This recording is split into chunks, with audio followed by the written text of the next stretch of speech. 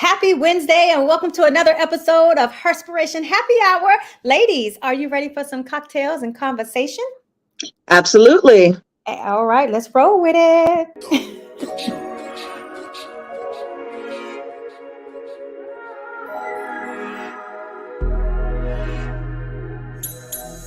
Are you ready for cocktails and conversations? Are you ready for cocktails and conversations? Are you ready for cocktails and conversations? With your host, the unapologetic diva, Dr. G, the girlfriend therapist, Dr. Cortina Lewis, the Blue Phoenix Heels, Louisa Harrell, and the networking extraordinaire, Diana Richardson Philippus.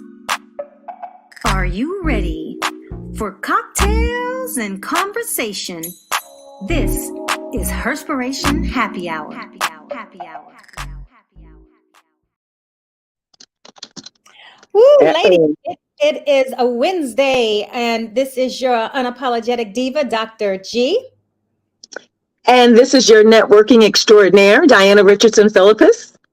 And before you say something, Cortina, Dr. Lewis will be joining us shortly. She, of course, has a therapy session that's running behind, we're talking about mental health. So you all have to, we're going to give her a little bit of time to log on and join us, but let's keep on rolling with it.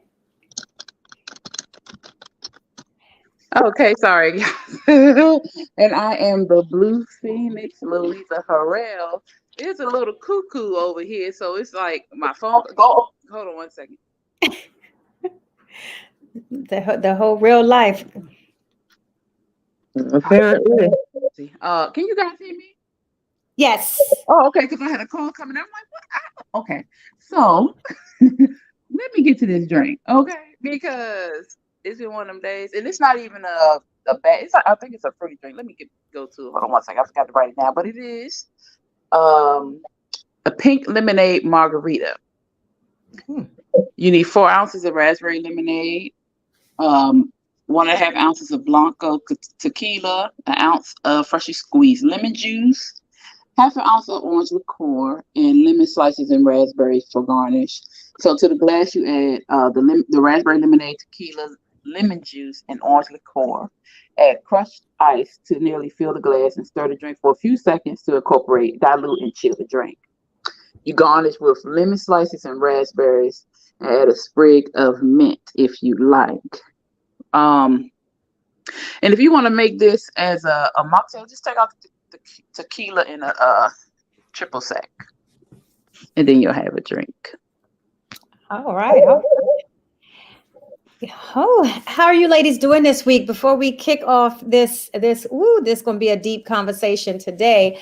How has your week's been, or this week, the last week? It's been great. Busy, but great. I know the feeling. I feel like, and this is really getting ready to start picking up for me. It has been one crazy day. Headed to Atlanta tomorrow. Oh yeah, because this weekend, girl, haven't packed a damn thing. I had Diana before the podcast. I said I hadn't packed a panty or nothing. Okay, nothing has made it into suitcase. Nothing. I'm gonna have to get my life right because this. That is so funny. But you won't get it together. But still, when you leave out Friday? No, tomorrow. I'm driving.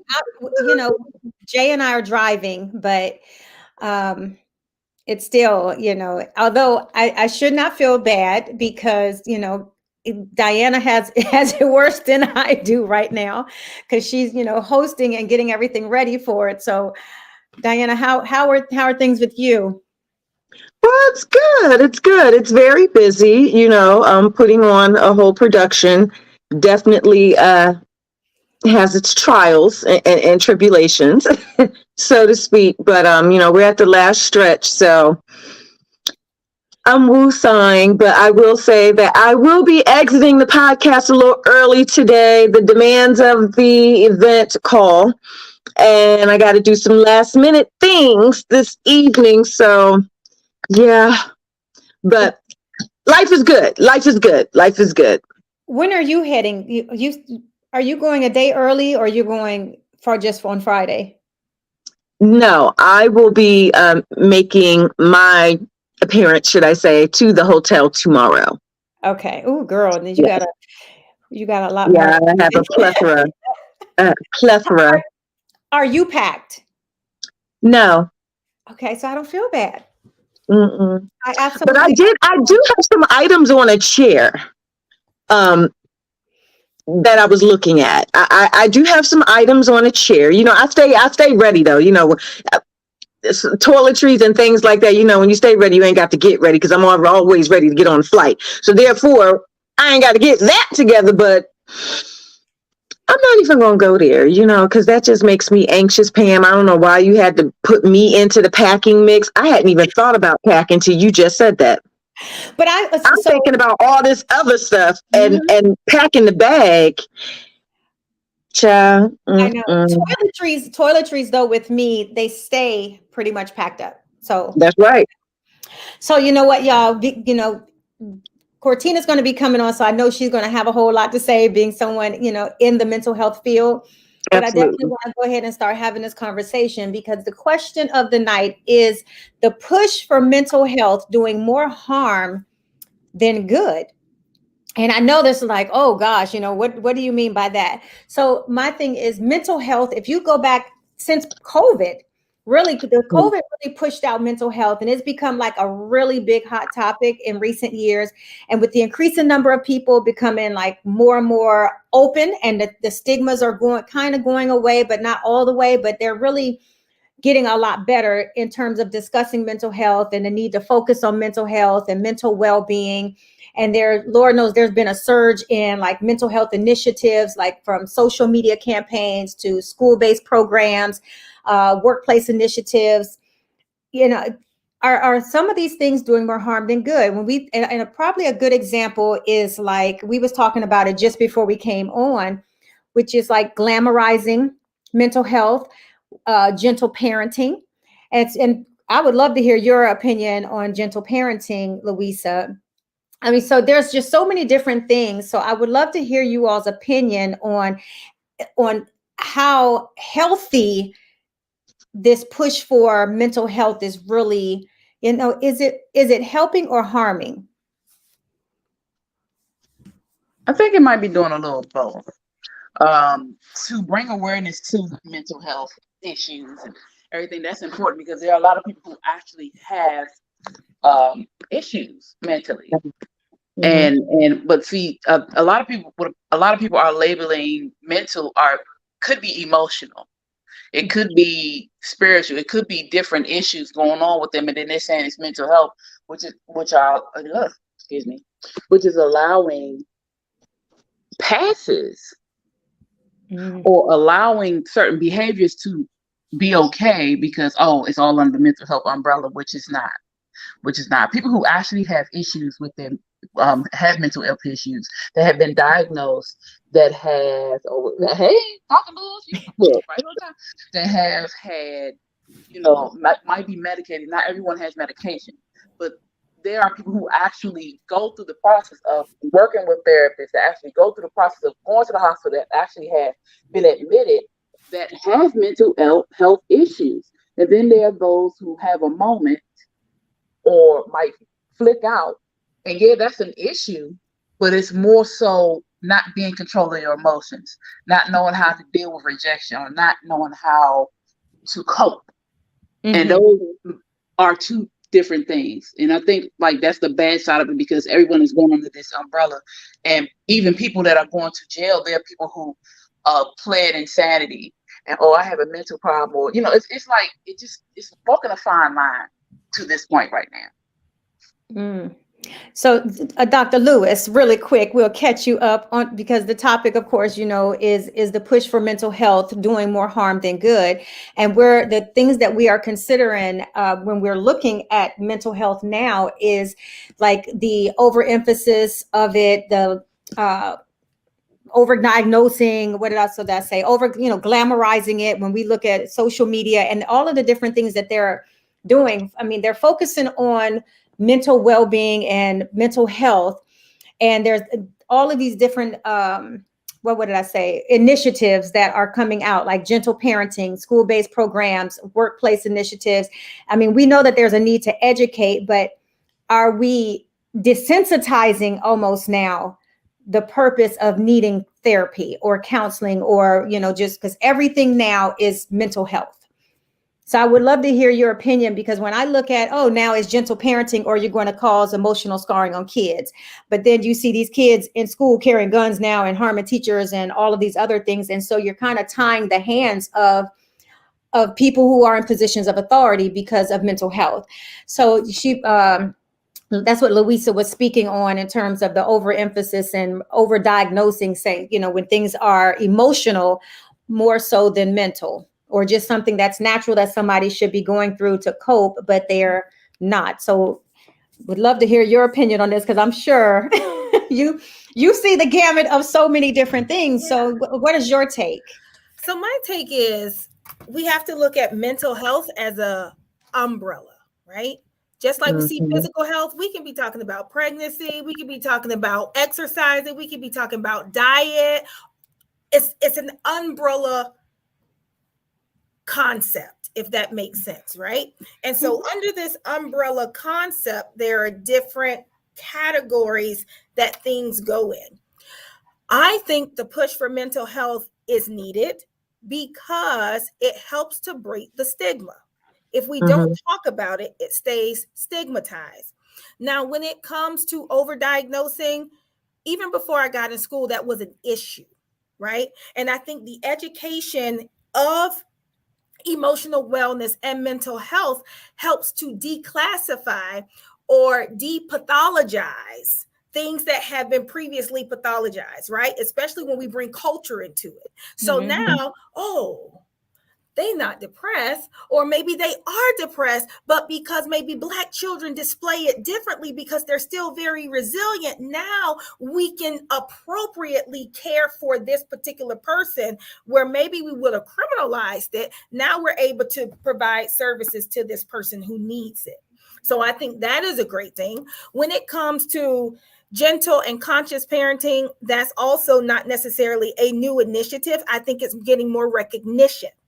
Now, there is a body of research that suggests that corporal punishment, spanking, or being very tight, does do more harm than good. And an example of that is, when we're talking about harm, I'm not talking about abuse. I'm talking about the emotional impacts and effects of that. For example, if you grew up in a very rigid household, I may be super productive, I may have all of these things. However, I care about pleasing other people and not myself, because I had to make my parents proud forever. So now I don't know how to get out of that. I have another thing with perfectionism and overachieving. And when I can't, I don't know how to control my emotions, because now I've let someone down. And now it's like, it's the end of the world. Oh my gosh. Now I don't know how to unwind and relax, and I'm always on edge, because that was what I knew in the household. You have to think about it like this. There are some people that are not, I want to make sure I'm politically correct, because I don't want this to come back, that are harming other people. And their parents don't necessarily use gentle parenting. They use regular, old school, traditional parenting. And so I think you have it ass whoopings on both gamuts of the spectrum. I think it really goes into nature and nurture sometimes, because you can have children raised in the same household and they turn out totally differently. Completely different. And so you can have someone who is conscious and gentle parenting, and you have a totally productive citizen of society that you're raising, and then the other person you're raising is a hellion, right? So that has to do with nurturing and nature. What parts of them genetically is predisposed to behaving in this way, and what parts of their upbringing and rearing and what they were exposed to kind of lit the match and said, no, you're going to go down this road, not this road with the rest of the family that's productive and not necessarily getting into trouble. I think it is, like I said earlier, extremely important for us to bring light to the umbrella of mental health and to put dollars towards that, because so oftentimes the people who really need it don't get the quality. They might have access, but is it access to quality care that they need? For example, I think community mental health centers are great. And let me not say but. And oftentimes when individuals are getting services through community mental health agencies, it's almost like these are people that are just coming out of school. They're not there for a long time, but a little bit. And so the cycle of therapists cycling in and the high turnover could impact some of the services that these students or children or individuals receive. So let me ask you this real quick. What about those? Because I mean, when we talked about, you mentioned culture. So I don't want to, and the differences. There is also a culture that glamorizes mental health. And a prime example, if you have been online. Be more, help me. Well, I mean, when I do mean mental health on this aspect. Glamorizing the brokenness. And when I say glamorizing, I don't know if you all have been online today, I was posting and getting some stuff together for today. And they was talking about the whole situation with Blueface and his now baby mama or whoever she is, Christian or whatever. Christian. But they was at one time talking about giving them a reality TV show and how they deliberately bring drama to television because, hey, it sells. To me, you're to take all people's issues and the things that they're going through and all of that and glamorizing it for the sake of likes and television and all of those things. To me, that does more harm than good. I feel like you shouldn't be trying to put these people on television. You should be trying to get these people some help. If you're going to pay them to do anything, don't pay them to broadcast their unhealthiness, because children are watching, teens are watching. It's very impressionable. So in those aspects, to me, it does more harm than good, because yes, it's in your face. And we do want to destigmatize the fact that, yes, people are broken and people do go through this. But to be paid for acting out and acting crazy and doing the most in the most unhealthy ways, to me, is problematic. I don't think that that's an example of, to me, glamorizing mental health. I think what that is drama and foolishness and messiness sells. So if I am not in a position, I don't care about mental health. That's not my job. I am an entertainer. I'm a producer.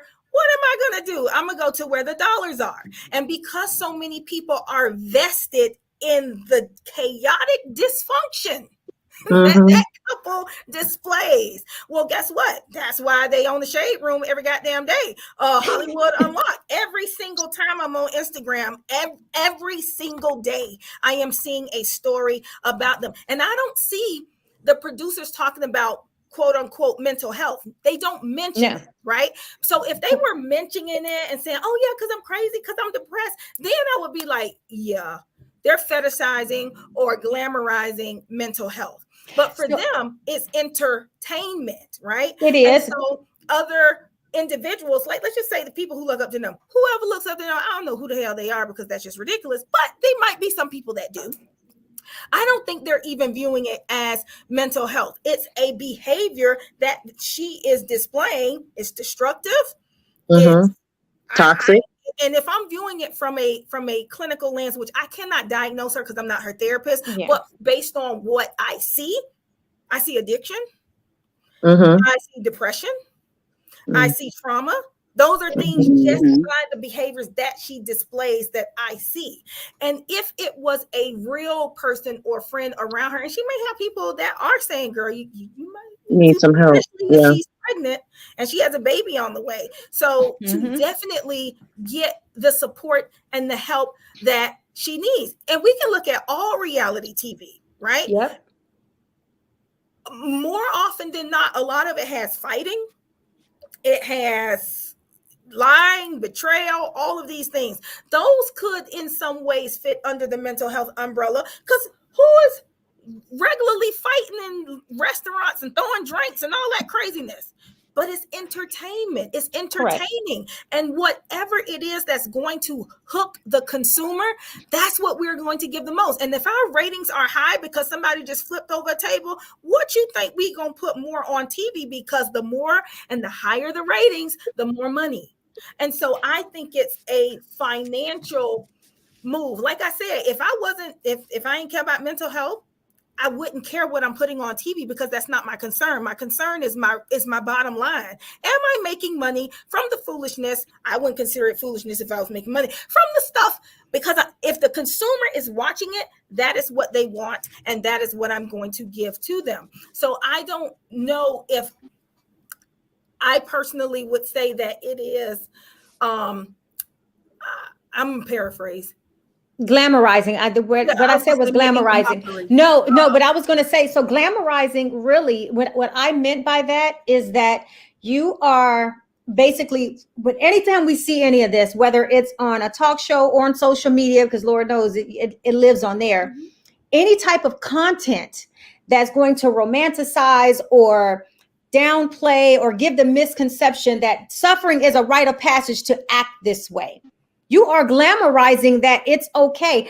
And I'm speaking from a different lens. I'm speaking from somebody who, not a practitioner, but just someone who's on the outside looking in. And I'm thinking we definitely want to have these conversations to destigmatize the need for therapy. But there's a right way to do it as well. Glamorizing it and saying, we're going to pay you money to act a damn fool.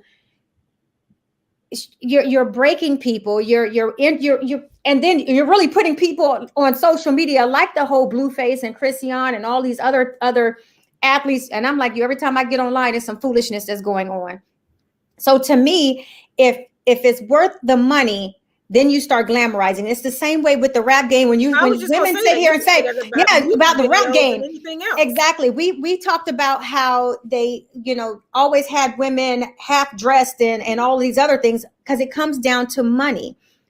But we can't equate, to me, we should not. It's not like we can't. We should not be looking at mental health through a lens to say you should be paid because you're broken, if you're not willing to be paid to fix. But that's how I feel. I don't think that's what it's about. Because I don't even see that you broken. I just see that you funny. Because I think it's just trauma. And a lot of people connect with that type of trauma when it's played out on television. But I don't think the producers are saying, we're going to pay you to go act a fool. They just know that is entertainment and that people are going to buy into, and not just her, but all reality TV. We can even talk about the Real Housewives of Atlanta, Potomac, New Jersey, what is it? Orange, all of them. I don't know. There's a lot of different elements that play into that. So I'd have to agree with Cortina. I don't know if it's glorification. That word just doesn't sit well with me. If you sit, what I'm saying is that I'm saying that, yes, of course, reality TV is entertainment. But when you see something on social media that is so detrimental for both people, and I'm specifically talking about the whole Blueface thing that seems like Cortina said keeps showing up every day. I don't know every day. I just know that more recently that they've been in the media. But my thing is, I was reading the comments and I'm looking at the comments and I'm thinking, wow, this is glorifying the fact that this girl is broken. Some people are saying that when they say, oh, y'all need a show. To me, that's a whole different thing. That's not just saying give them a show because we're going to entertain. You want to glorify the fact that they are so damn dysfunctional. And so to me, that's glamorizing the whole and taking away from what we are really trying to do, which is who is we? Give society. Laws and all these initiatives. Well, who said that they need a show? Was it the shade room comments that said that they need a show? But that's what I'm talking about. When people say they need a show, but you know what? But people are the same people that are creating these stigmas. So we gotta call it what it actually is. There are people who are still very against. There are still a lot of people that are against. And do you realize that some of these people in the comments are leaders, are directors, or who oppose getting therapy? who might not agree with getting therapy. So there was a leader or a director that in the comments that said they need a show. I don't know what the hell On the they do. shade room. I'm just saying in general, we don't know anybody's background but We if don't. somebody is saying this person needs a show, and let's just say this person is a position of authority, then to me, if we're trying to destigmatize the need for it and be serious about it and put these initiatives in place, it's like for everything you do, we're going to undo. Because the goal is to really get some people some help. So, and I think that's where some of the stigmas even started, because if I got on TV because I'm over here acting a damn fool for likes and whatnot, then, I can't be sitting here saying, well, you know what, I'm so broken. I'm so this, because who's going to take you serious? If it's for entertainment, it's hard to take serious. I have an issue that we're trying to put things in place, and then there's things that are taken for granted or not taken serious enough until something bigger happens. Somebody's life is taken, somebody commits suicide, So to me, we need to look at what we are feeding ourselves, how we're actually looking and saying, well, therapy is important. And on the next hand, you're over here supporting the opposite. That's what I'm saying. Well, let me say this, because I watch all the foolishness, because that's what I do. I like it. I enjoy it. And I deal with mental health every day. And you're damn right. I'm going to watch Potomac. I'm going to watch Atlanta, because it's mindless TV. I don't have to think. Yeah. I'm not processing. I'm not analyzing. I'm just watching these other people who are adults who signed up for this foolishness. And I think everything has its place, right? There are some people in the comments that also say, oh my God, y'all will need to fix this. Y'all need to go see her. So it's like they can identify like, this is crazy. But if y'all want to keep putting yourself out there to do it, who am I to be like, oh, okay, well, y'all need to stop doing it. Do I watch them too? No, I don't. They just happen in my feed all the time. But I think that it's two different issues here. One issue is it's not that people, I don't think they are intentionally glamorizing it, because you also have to look at the what do you call those things, the generation gap as well. More often than not, you have individuals in their 20s watching that foolishness, right? They are the ones that are patronizing, especially what's that channel, Zeus. Now, Who? Racket, that's Zeus? a Racket network. Yeah, that's a network. I've never heard of it. I've never heard of Zeus. Okay, you the Purr and the Bobby, Bobby, I love you. Like another channel with Black a lot of stuff on it. And her mom. Never heard of that. That entire Zeus TV. Zeus I think Ray J, and another. Somebody else owns that network. So you got me pulling it up. Okay, maybe not the network. They got some type of own or something. Their whole platform and network. Just imagine 10 different shows that's like Blueface and Krishan. Okay. No, I have never even. They have the not Bad Girls Club. Baddies of Atlanta. Yeah, that's what you're like. What's baddies? Yes, so I've heard of baddies. It's all fight, and you have to think about it, right? If that's what I'm seeing in my environment, it's not so foreign to me to think that is not real life, because I see it, especially if I'm growing up in the inner city. What I'm seeing all the time, fighting. So I'm seeing it on TV. I'm seeing it in my backyard. So I'm already destigmatized to what I'm seeing on TV, right? And I can see it, but that doesn't necessarily mean that I have to be of that. It just means that it's not like, clutch my pearls, oh my goodness. Now, when you have younger what's coming up, I think it's the people with sense that needs to say, hey, this is entertainment. This is not real life. And if you are going through something like that, you do know, because that's not healthy. Here is help over here. Because I don't think it's an either or. I think it's an and. But this is happening. However, you can get help if you are feeling emotional. And I think the education part is equipping people with the language, because I might be going through something and feeling something, but I might not know how to communicate it. I might not know how to describe it. I just know that I'm holding on to it. And so if we are able to educate by giving people the language in which they can express their feelings, I'm more likely to feel comfortable with reaching out for help, because now I know what it is. And so I can see it on TV and be like, no, I learned about this. I don't think that that's right, because let's just be real honest. There's a people in our family who act like Blueface and Krishan. Stop it out there. So we can't act like, a couple of them in a petri dish and they just came out of osmosis. So it's not that foreign or a crazy concept to think that, damn, they act just like my Uncle Johnny and Auntie Betty, like just ridiculous. And then but also, the difference is, I'm sorry, go ahead. The difference is they getting money for it, and the family. Well, maybe we all need a TV show to display the dysfunction. Then, hello, I can. If there's a TV producer, I would love to have a reality show. Thank you. I cannot with you. I absolutely cannot. But to me, there is a difference. I myself even recognize the difference between what people are being paid for entertainment, and then when people are intentionally approached or somebody saying that this level of toxicity and, Lord have mercy, all kind of mental issues needs a show. But and even if it's people in the comments, because you know what, sometimes if you get enough people in the comments, this is how some people get on television.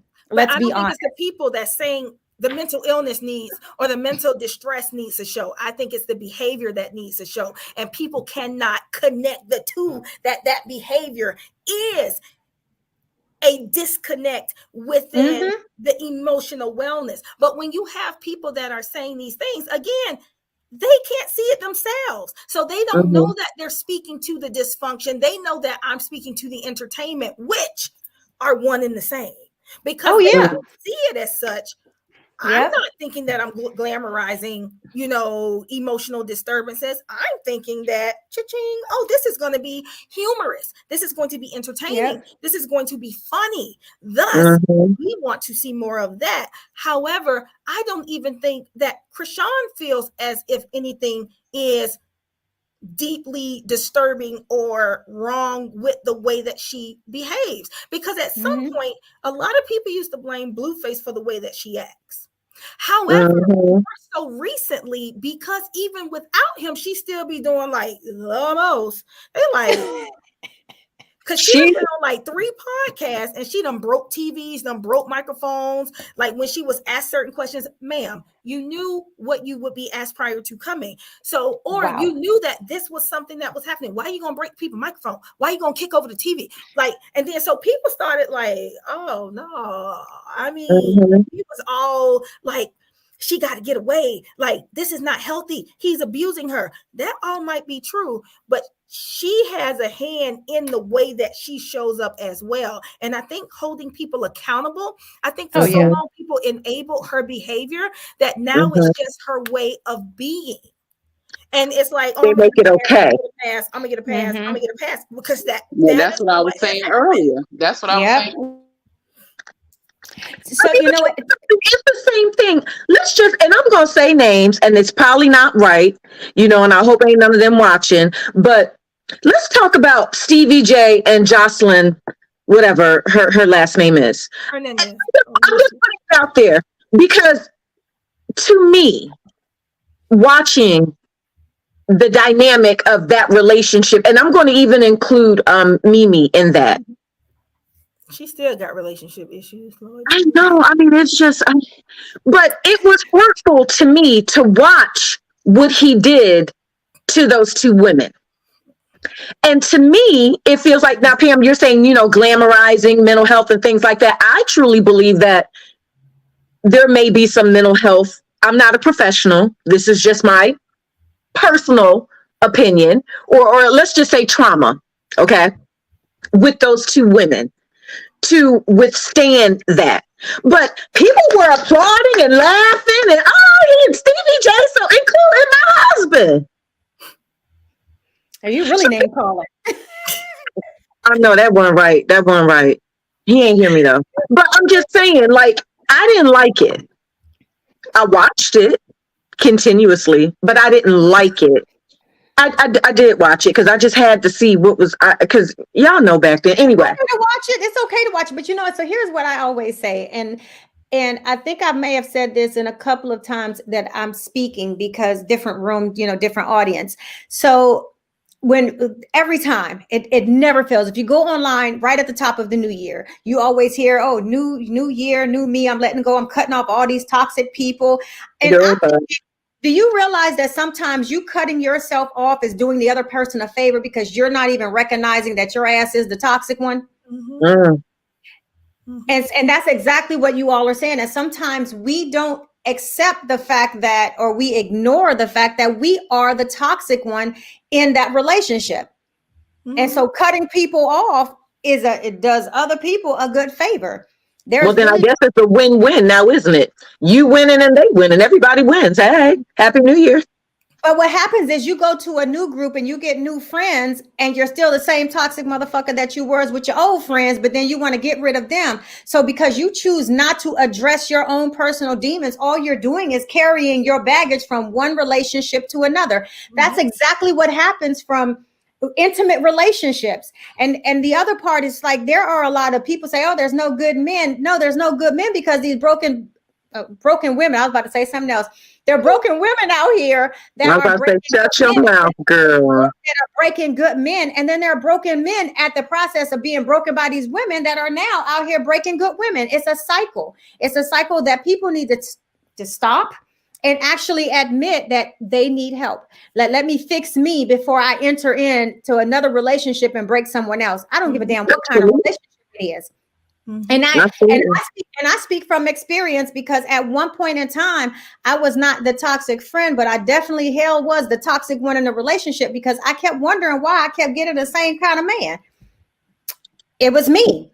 And I admitted that. I wrote about it, y'all. It's out in the world. It's out in the atmosphere. So, I mean, and those are the things that I can actually speak about. And so when I'm looking at people and I'm thinking to myself, I can speak from experience to say that stop breaking, heal yourself before you start going into another relationship. And nobody's going to be perfect. And you still might have some residual things that might come to fruition or manifest. But when you're from a healed space, you know how to handle it differently. And I don't know, Cortina, you could tell me if I'm wrong about that. I haven't practiced in years, but I do know what healed looks and feels like. And I know when I can be accountable, like what you said, Cortina, holding myself accountable to recognize that, you know what, this is not healthy because I'm not healthy. And healed looks different for different people, right? Yeah. So because some people, their benchmark for healing means I know how to ask for help. For some other people is I stop playing victim. So I'm leaning on myself. You see how the evidence of what healing is looks very different. So just because your friend might be healing, your healing might not look like hers. And so we need to get comfortable with our own self so that we can realize what healing look like for me. And what does that mean? Not, Cortina, but on that healing process that you're speaking to, you also have to be very cognizant of those triggers. Of course, to take you back. You understand what I'm saying? Because, I mean, we're all human. We all have something that we have dealt with and maybe even still deal with. I'm human. I have triggers. I've had a checkered upbringing, book coming, but there's been a plethora of things that I've dealt with over my life. And it wasn't until I can honestly say, y'all, my 30s, mid 30s, that I really started taking a moment to be like, okay, this behavior that you got going on, Diana, is fucked up. Like, you're not a bad person, but you need to fix this. I was, like you said, Pam, entertaining the wrong men that would, abuse and hurt me. And then I was a victim, so to speak, instead of realizing that I was inviting this into my life. I was drawing what is on the inside of me to me, if that makes sense. And I hope it does. But on that road to healing, like you said, it does look different. And it's not a destination either. It's a journey. No, it's not. It is a continuous journey. Yes. Every single day. My husband, I gave him hell. Hell, y'all. Honey, when I say, baby, I loved him and he loved me, but I didn't really know what, I don't even like saying that, what a good man was or how to really act. Like, I was so used to what I was dealing with. You understand what I'm saying? Like, he would say something, I would automatically be like, oh, well, and it really took a long time.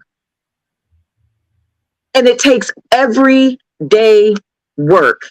And on top of that, I have anxiety. I just feel like just to giving a testimony to all my little stuff.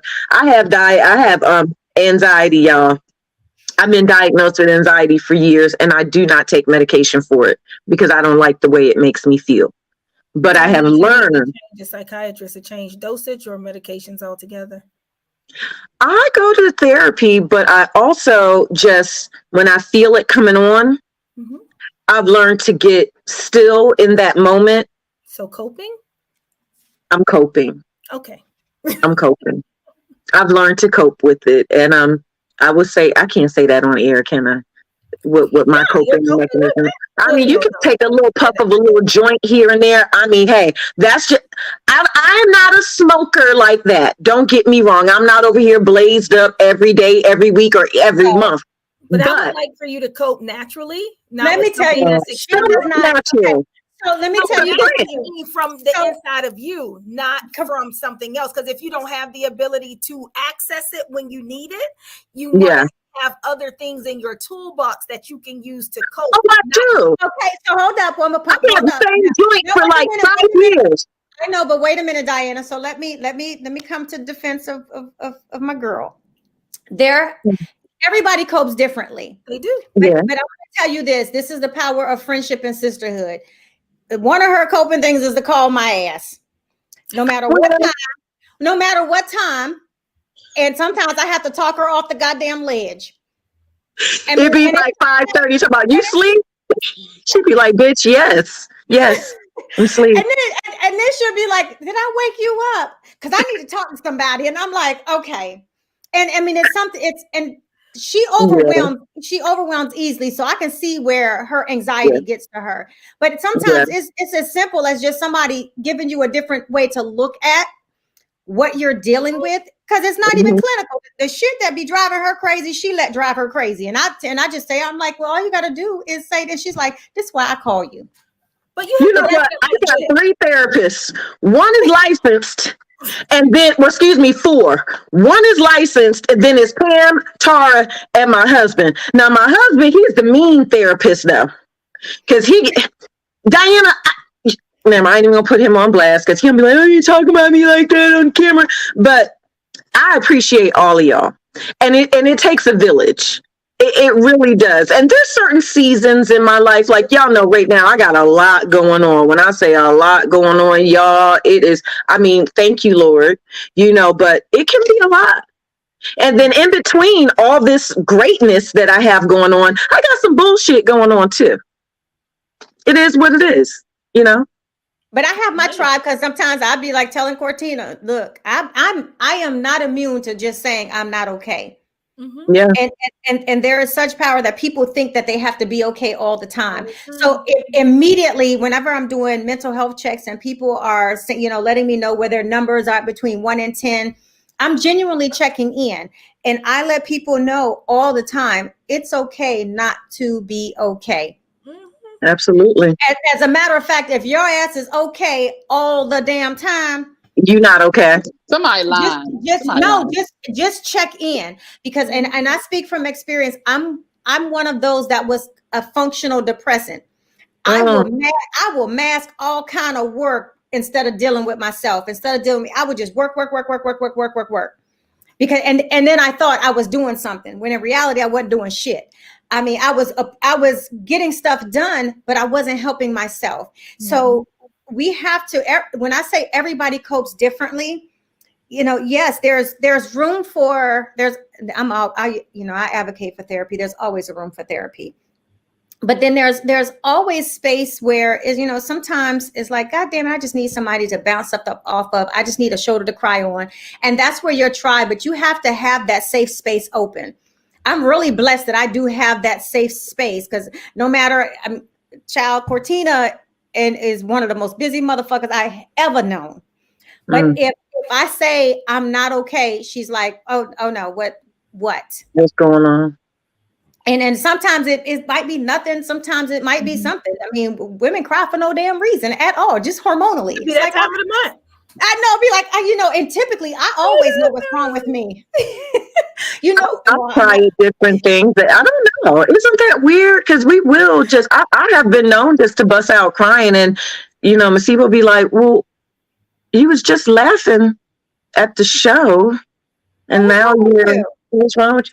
But you know something, on a more serious note, Pam, I just wanted to know, I don't know, you know, whom all of our watchers, you know, what your higher being is, but I will just share that, you know, I pray and I go to the Lord every day. When I tell y'all, I do church and Bible study numerous times a week, and I've been doing this now for years. And it doesn't mean that, you know, well, I've always been in the church, you know, that's since childhood, you know, that's just what it was. But it really wasn't until I really made this a routine for my life that I have really started seeing changes.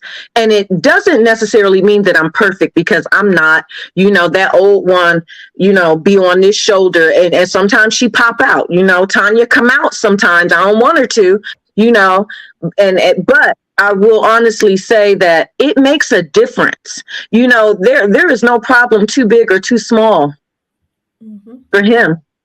You know, don't get me on my soapbox, because anyway, but get in tune with the Lord. Oh yeah, get in tune with the Lord, because He will do it. He will do it. So, Cortina, I do have a question for you. Mm-hmm.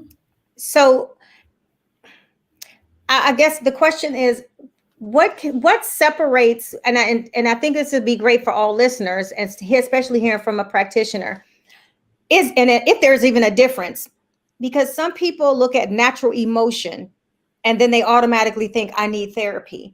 How do you separate what you need therapy for, and that differentiates between just naturally going through emotional things that are natural parts of life?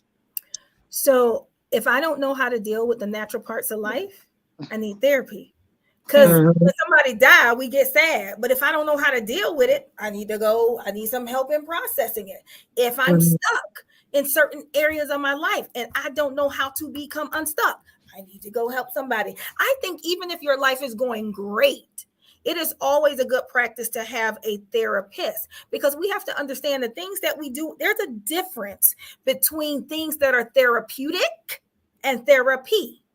Two totally different things. And a lot of people think that just because they're doing yoga, doing mantras, meditating, whatever, I'm going to the spa, those are all great. And I would never discount those.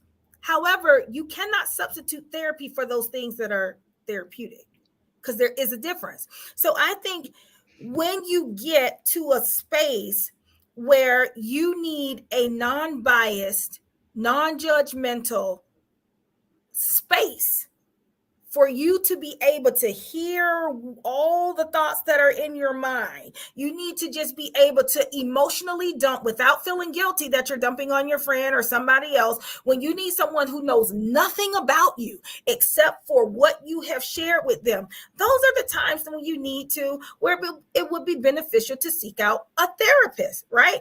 Because I see this every day in my practice, right?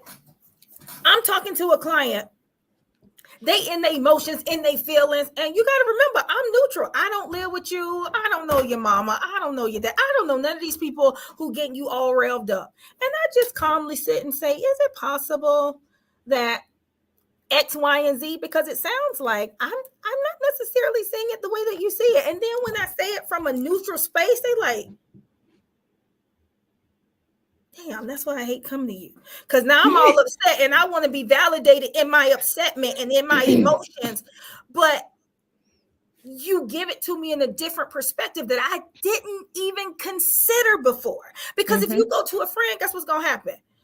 Of course they might side with you, because no matter how objective a friend feels like they can be, they really honestly cannot be 100% totally non-biased and objective. Within not my friend. No. And the reason why I'm saying this is because they love you. They are emotionally invested in you. So they might. Maybe she don't love me then. Hold on. Let's say you're in a relationship. relationship. Tara give me the business. She don't give a damn. She don't care, Cortina. I'm telling you, Tara be like, you wrong. Listen to what I'm about to say. Let's say you're in a relationship. Your friend and you like, oh, he doing this, he doing that. That's okay. So but then no.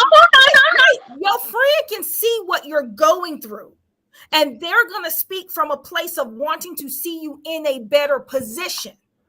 Not me. When they come to a therapist, we're going to say, okay, well, what the hell do you want to do? Yeah. And whatever it is, we're not going to tell you to stay.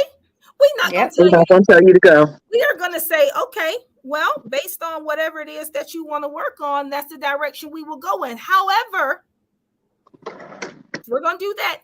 And we are going to challenge whatever negative narratives come up in your mind, whatever boulders prevent you from being able to move forward in the direction that you want to go. We are going to identify some of the harms and the risks that could be happening in relation to if you stay or if you go, because we don't get wrapped up in the story. Exactly. That's right. Don't get wrapped up in the story. So friends, we'd be like, okay, what else? Okay, so tell me about it. We don't give a damn about none of that. We want to know what you want to do. How do we get out of where you are so that you can go ahead and keep on coasting? And we also help to connect what you're going through now with other things that show up in your life in the same way. So it's not just about that particular relationship. It's about, okay, well, how is that familiar to the relationship you have with your mother or your sibling or when you were adopted? Because we're able to see all of it from a place of neutrality. It doesn't bother us. Yeah. So I will say this. I'm that's probably why, I'm that friend you want to call, but then I'm also the friend that you don't want to call. Because if you ain't really ready to hear the truth, I don't have time to just go in circles hearing all the time. My thing is, first of all, I always have to tell all of my friends, slow down for a minute. Let's roll back. Let's roll back.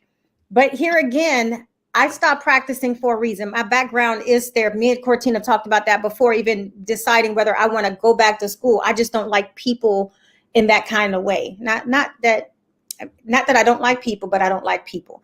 I don't like my experience for years dealing with mental health was around the Army, and it burned me out.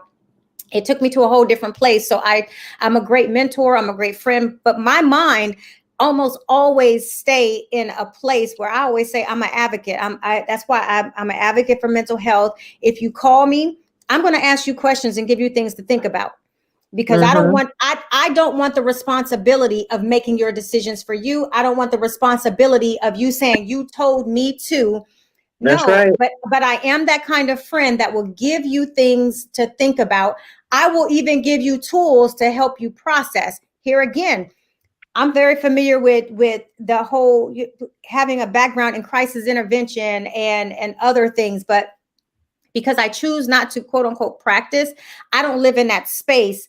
But I can't talk to you and just say, have you thought about therapy? And I always say that, well, have you thought about going to a therapist? And it would depend on what it is. But some people automatically come to you thinking that you should fix them. And the goal of a therapist, and I always tell them, is not to be fixed. The therapist can't fix you. The goal is to help you understand why you're reacting a certain way, why you have these behaviors, why you're thinking about yourself like you are. And then even Louisa, you know, I said on your show before, one of your shows years ago, and I said, if you have to go to therapy, and I want everybody to hear me loud and clear, if you have to go to therapy and at any given time you start lying to your therapist, find you another fucking new one. Because what happens is we start feeling embarrassed about our truths, that we start lying to our therapist because there's a lack of trust there. Finding a therapist is like finding a good darn pair of jeans. You have to find one that's going to fit, and you have to be honest. The goal of therapy is to be able to peel back. And I made that mistake before, where I kept therapists around just because I felt like, oh, I would go to therapy. And that's why I love the way that Cortina does therapy is so different from most people. I know she's not my therapist, y'all, but I just, just knowing how she does what she does clearly makes a difference in making me wish I would have had that kind of relationship with my therapist. Because even as a friend, we don't want our friends to know us in and out. But I 100% can go to Cortina and just be like, you know what, I messed up, or I feel this way, and I just need that moment to collect myself. But if you don't have a therapist that you can really trust in, and one that can culturally share your experience, it makes it very difficult. I have 2 rules for my clients, and I tell them off bat, because I would say if you're lying to your therapist, don't immediately get a new one, but ask yourself why. Because a lot of times patients want validation and they feel like they are letting their therapist down. And because I don't want to disappoint my therapist, because I look up to them so much and I appreciate them, the fear that they're going to be disappointed in me causes me to start lying too. So I have 2 rules. I say, don't call me ma'am, because we on the same level. I don't want for you to bring in an invisible hierarchy into the space, because now you start seeing me here and it prevents you from showing up as your authentic, genuine self. So I automatically tell them that, do not call me ma'am, and never apologize. Never say I'm sorry, because never be sorry for bringing your true self into the space, because if you can't be your true self in here, there is no way you're gonna think that it's okay to be your true self out there. So those are my 2 rules. And I say, don't call me ma'am, don't apologize. I don't care what is going on, do not apologize. Oh, I cussed, don't apologize. Oh, I did this, I spilled this. Maybe this sound bad. Nothing don't sound bad. It sounds like where you were emotionally at that time. Yeah. Is that a reflection of who you are as an individual? No, but it's a reflection of where you were mentally during that time. Guess what? We identify it, we realize it, we change the behavior, and we keep going. And that's just it. Yeah, I was lying all the way to my therapist. Every time I sat down with them, I was lying, but there was a disconnect. Yeah, it was a huge disconnect, and I felt that way with more than one, because at the time, I love my therapist. But you know what? But I'm speaking back now. I love my therapist now, but I'm just saying. But back then, it was so hard to find someone that I can actually connect with without them saying things that were judgmental. And I'm not stupid, but there was also cultural differences. There was, and I tried. Yeah, there was men, there was women, and now I find a good one. And I treat my mental health like I do my physical health. Well, I will see a therapist at least once a year for no reason, and even with just because, my therapist have told me, was like, we need to have another session. And I'm like, damn, because she recognized things that I gloss over. And here again, remember, I always said I overcompensated. So not to go back to that functional depressant space and putting work in place of dealing. A lot of times we do that. So I adhere to what she say, and then I'll just have multiple sessions. But I think it's important that people understand that one bad experience should not deter you from going back. That if you feel like you're not comfortable and sessions go on and you're not comfortable, don't say, oh, I've had a bad experience. No, you had a not good experience with that specific therapist.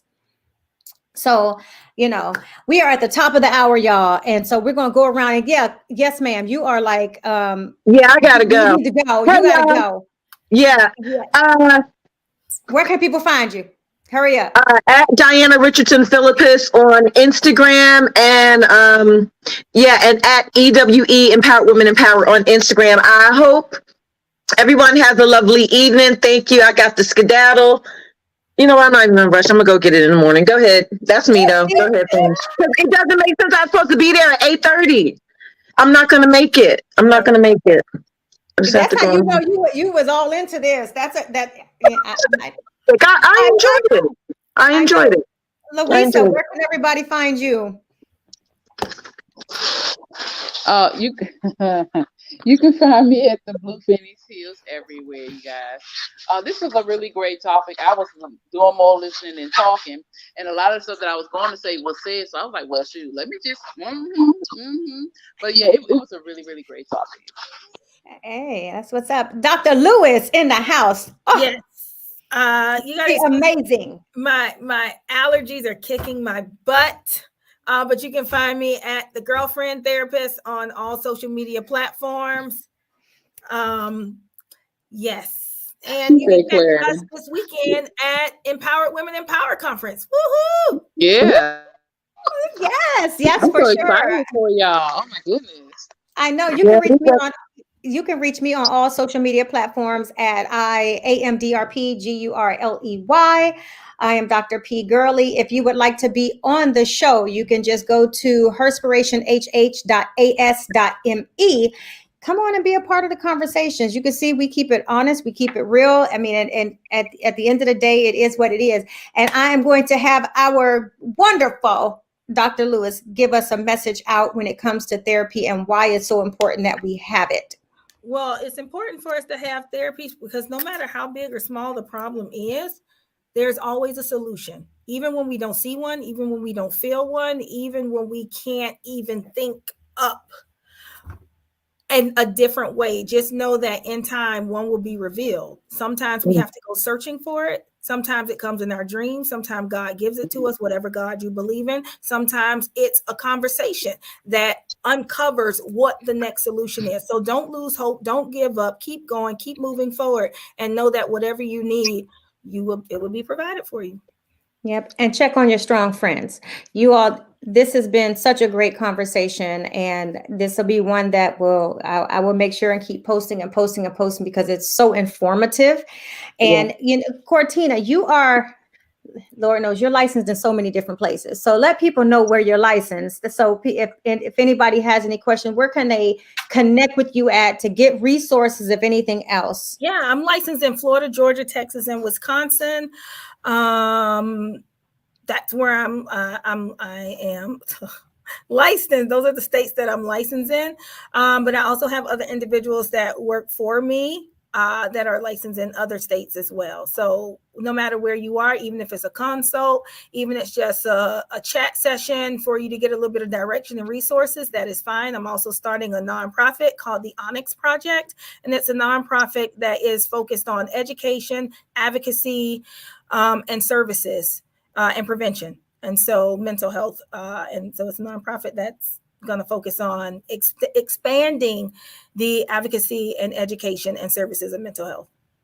Well, I think Cortina finds ways to put Black in everything. You know it. You know it. I'm sitting here like, yes, put it in. You know it. You know it. Yeah. You know it.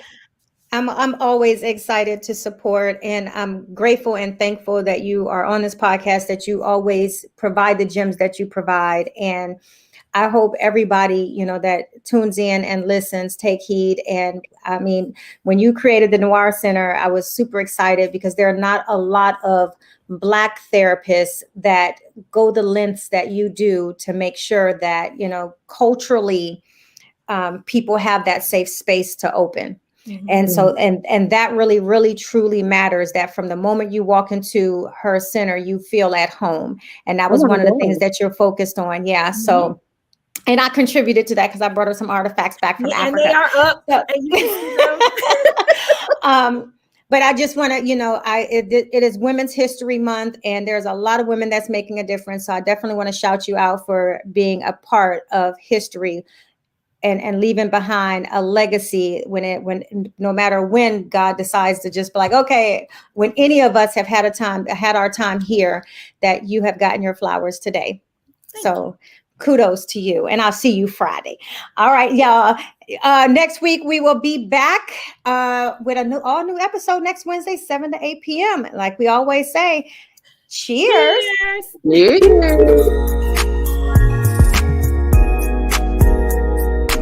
This